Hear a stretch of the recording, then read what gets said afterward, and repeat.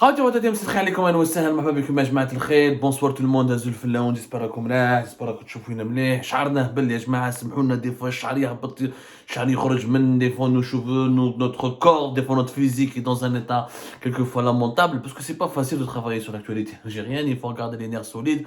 Quelquefois on somatise un petit peu notre étonnement, les chocs émotionnels que nous traversons, que nous subissons lorsqu'on vraiment découvre des anomalies déconcertantes sur l'actualité algérienne. Justement, nous allons parler d'une grande anomalie qui n'a été relevée par personne. Personne. Alors récemment, enfin cette semaine, les autorités algériennes, le gouvernement algérien vient d'annoncer que 3 concessionnaires, enfin 3 opérateurs économiques ont obtenu l'autorisation finale pour importer des voitures neuves. 3 concessionnaires. Un représente, donc un, ce sera directement le groupe Fiat, avec le fameux groupe, comment il s'appelle, Stanlis. يا ربي كيفاش يسموها تلفون الراي يا جماعه. Le constructeur italien Fiat, il a fait un groupe, voilà, Stellantis groupe Fiat Peugeot, Citroën et leurs dizaines de marques, parmi laquelle Opel. Donc ils vont, en fait, le groupe Stellantis et ses représentants en Algérie ont pris 2 licences. Ils se sont emparés du marché. Parce que les 3 opérateurs qui ont été autorisés officiellement par le gouvernement algérien à partir de ce mois de mars à importer des véhicules neufs, normalement à partir de ce mois de mars, c'est du moins ce que nous avons compris selon l'annonce du gouvernement algérien, il y a donc un opérateur qui va importer des véhicules chinois, ce sera la marque Jacques. Le deuxième opérateur, ce sera donc groupe Fiat avec Stellantis, la marque Fiat.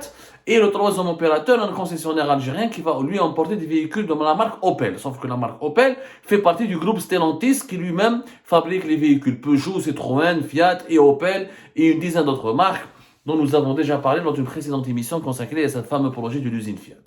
3 opérateurs sur 37 demandes. Au début, on parlait d'un chiffre de 27 depuis 2021 en 2022 jusqu'à aujourd'hui. Il y a eu une vingtaine, ensuite une trentaine de concessionnaires qui ont manifesté leur intérêt, qui ont présenté leur dossier et qui ont été validés par le ministère de l'Industrie. On parle de 35 à 37 opérateurs qui ont obtenu une préautorisation. Il y a eu une pré-licence, mais la licence définitive pour importer des véhicules ne concernera que 3 opérateurs. Personne n'a relevé pourquoi 3 sur 37. Pourquoi ces 3-là? Pourquoi ces 3 marques? Pourquoi Opel, Fiat et Fiat et les Chinois Jack? واحد ما فهمنا.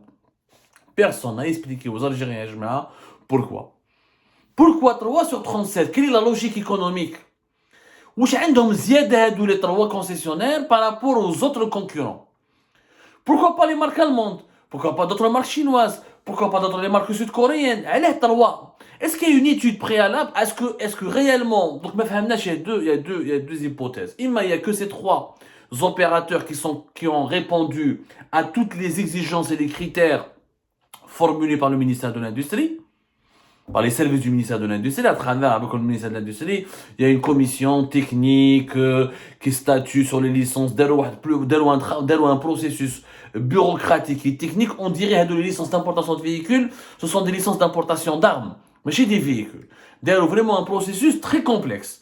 Donc, est-ce que ces 3 opérateurs sont les seuls qui ont pu répondre convenablement à toutes les exigences techniques et commerciales et du service du ministère de l'Industrie? Ou là, une étude préalable a été établie par le gouvernement algérien qui a estimé qu'il nous faut uniquement 3 importateurs de véhicules neufs pour couvrir le marché national, puisqu'il y a l'usine, il y a le groupe Fiat qui doit entrer en production à partir du mois d'août 2023 et qui fera normalement le montage des véhicules neufs dans la zone de Tafraoui à l'ouest du pays.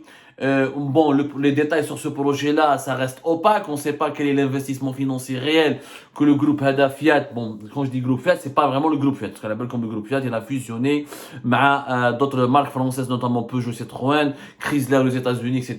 Ça s'appelle le groupe Stellantis. On va bien vous l'écrire, on va vous le décrire.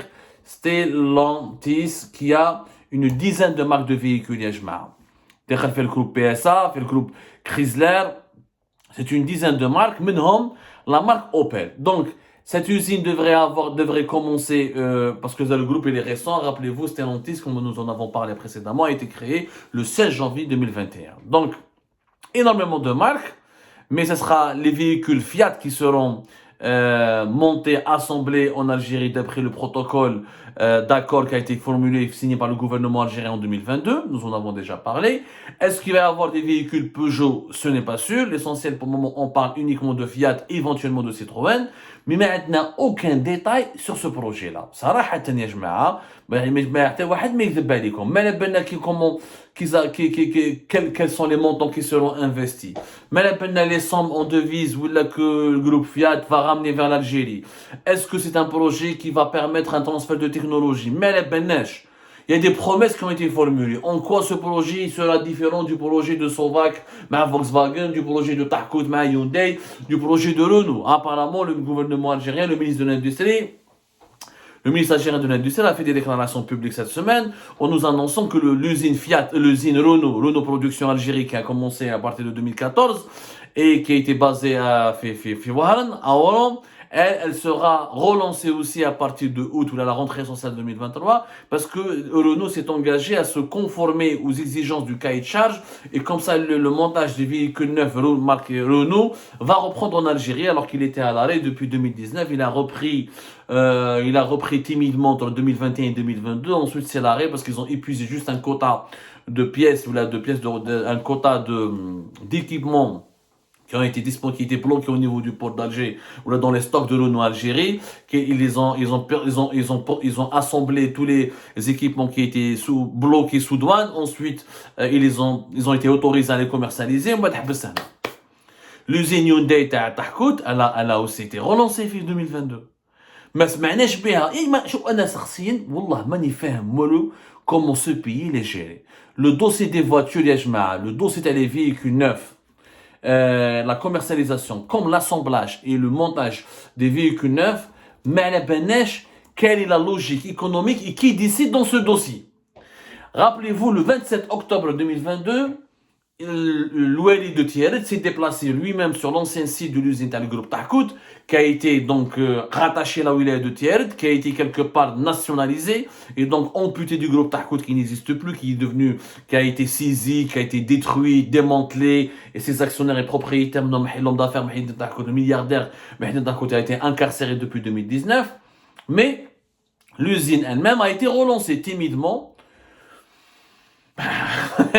ماناش فاهمين وراهي لاحقه يا جماعه وصح comme personne ne parle. Donc on demande à Fiat de revenir et de faire une usine في Tafaraoui à l'ouest du pays ou l'usine de Renault et Hyundai qui sont déjà en place depuis bien avant 2019 voire 2016 2014. Personne n'en parle, personne ne connaît leur sort. Et encore une fois, pourquoi que 3 concessionnaires? On n'applique pas les règles du marché, la concurrence loyale. Laissez 5, 6, nous sommes un pays de 46 millions d'habitants.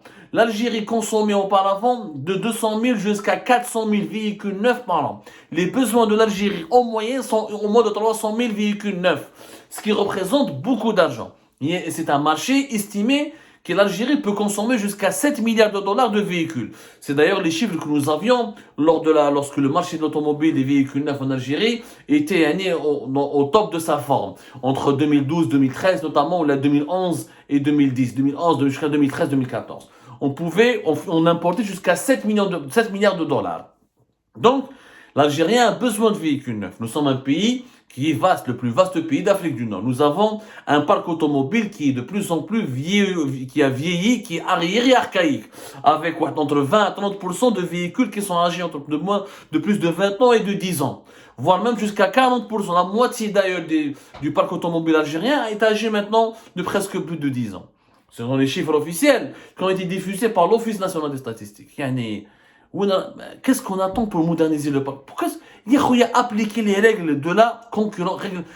Qu'est-ce qu'on demande en Algérie? L'application des règles de l'économie. La concurrence loyale. Elle mettre le marché à 3 concessionnaires. Donc il y a 2 explications. Ou ces concessionnaires derrière eux, il y a des opérateurs et des hommes d'affaires et des entreprises qui sont choyés par le pouvoir algérien. Ou là, on fait exprès, c'est un quota.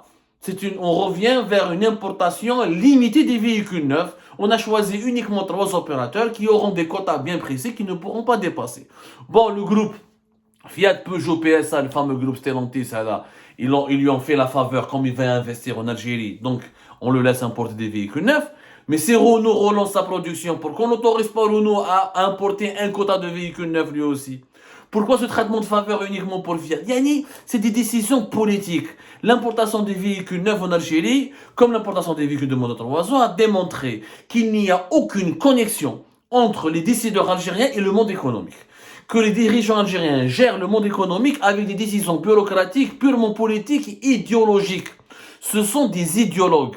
Ce ne sont pas ils réfléchissent pas en termes d'économie, en termes de concurrence de marché, en termes de création de richesse, en termes de valeur ajoutée pour l'économie nationale. Non, les décisions politiques. On ne doit pas dépasser un certain seuil d'importation. Alors, bon, Fiat, les Italiens, on s'entend bien avec eux. Alors, les Italiens, les Chinois, les Chinois, les Chinois.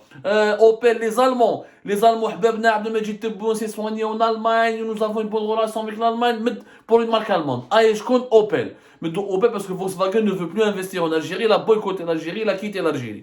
Depuis l'affaire à Sovac et depuis le blocage des paiements que Sovac devait verser les dettes qu'avait elle a accumulé, l'opérateur algérien Sovac, il a accumulé plusieurs dettes auprès du groupe Volkswagen. Il n'a jamais été payé le groupe Volkswagen.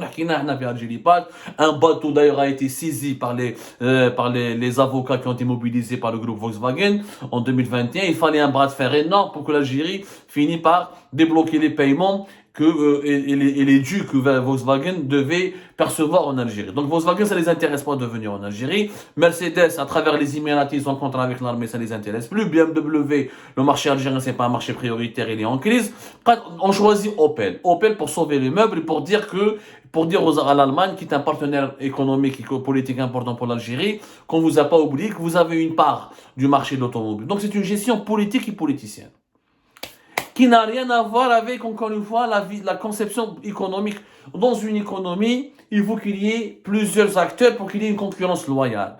Quand il y a une concurrence loyale, les prix seront stabilisés et la loi de l'offre et de la demande pourra déterminer, réguler le marché, et là, le marché sera stable et régulé plutôt, et les prix seront plus ou moins contrôlables.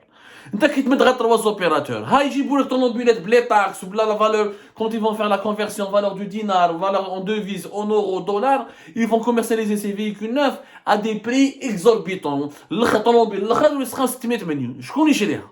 الزوالي ما يقدرش يشري. ولي فيكول de moins de 3 ans لحد الان ça fait plus d'une semaine que le décret dans le premier ministre Ayman Ben Abdelrahman qui détermine les modalités, les conditions d'importation des véhicules de moins de 3 ans. Jusqu'à maintenant, aucune explication n'a été fournie sur les opérations de paiement, sur les modalités de paiement de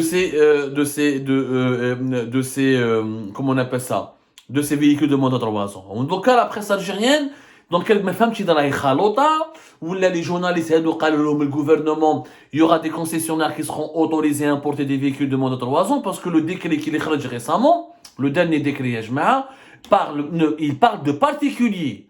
Il n'y a aucun Algérien, qui pourra importer, les entreprises algériennes et les concessionnaires algériens, selon le dernier décret signé par le Premier ministre algérien, ne seront pas autorisés à importer des véhicules neufs. Donc, qui gère, c'est un pays qui n'a pas de boussole. Wallah, je parle du décret exécutif numéro 2374 signé le 20 février par le Premier ministre Ayman Ben Abdelrahman. Et il parle de particuliers, de résidents en Algérie qui devront importer des véhicules de moins de 3 ans avec leur propre devise. Khalota. Wallah, je m'arrête khalota. Il y a un noblesse. Les dirigeants algériens, s'ils veulent développer le pays, ils doivent arrêter de mélanger l'idéologie avec le business. Le business n'a pas d'idéologie. Le business, il a des règles qui sont claires. C'est des règles de management. C'est la concurrence loyale. C'est la loi de l'offre et de la demande. C'est la compétition entre plusieurs acteurs diversifiés. C'est la fin de la logique des monopoles. Et c'est le respect des règles du marché. Les règles du marché, c'est essentiellement l'offre et la demande, la concurrence loyale, et laisser les acteurs privés se débrouiller pour créer des emplois, créer des richesses et que le meilleur remporte. Ou le vendeur et le client gérer eux-mêmes leurs relations. Toi, tu es là pour réguler, pour éviter le trafic, le blanchiment d'argent, la corruption, le vol, les détournements. L'État est régulateur, il régule le marché, c'est tout. En Algérie, l'État, il est saboteur. Il gère le marché, la situation économique du pays selon des considérations politiques. Les Chinois, les Turcs, il n'y a pas de logique économique. 3 opérateurs pour un pays, dans un pays, 3 concessionnaires dans un pays de 46 millions d'habitants. Pourquoi pas 4? Pourquoi pas 5? Pourquoi pas 8? Pourquoi pas 10? Et pourquoi pas, pourquoi pas 2? على 3 ما خلي غير فيات يجيبوا غير خلي بيعها كاع الفيات كيما باعوها في لي زيدروكاربور الاني بيعها الفيات. C'est pas sérieux, Ejma. Sincèrement, ce n'est pas sérieux. Et encore une fois, ça démontre que notre pays, il est profondément mal géré, que l'économie algérienne, elle est gérée comme si elle était un parti politique, comme s'il s'agissait du FNN. Et ce dossier des véhicules neufs, Ejma, révèle l'ampleur vraiment de la mauvaise gouvernance et la mauvaise gestion de notre pays. C'est une catastrophe absolue et ça va avoir des impacts négatifs pour l'avenir de notre pays. Il faut qu'on se mobilise pour imposer le changement. Il faut que l'économie relève du domaine de l'économiste et des businessmen et des chefs d'entreprise. Il faut arrêter de mélanger l'idéologie et la politique avec le business et l'économie.